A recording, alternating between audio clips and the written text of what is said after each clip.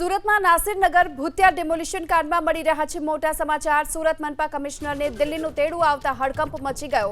SMC commissioner M Nagarajan તમામ કાર્યક્રમો પડતા મૂકી અને દિલ્હી પહોંચ્યા।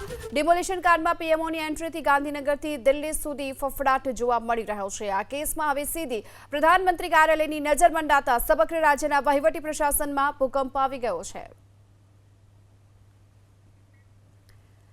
તો ગુજરાતનું શહેરી વિકાસ વિભાગ પણ હાલ આ સમગ્ર પ્રકરણ પર પડેપણની નજર રાખી રહ્યો છે અને આ દરમિયાન હવે Surat municipal commissioner M Nagarajan અચાનક જ તમામ સરકારી કાર્યક્રમો પડતા મૂકી અને દિલ્હી પહોંચ્યા છે।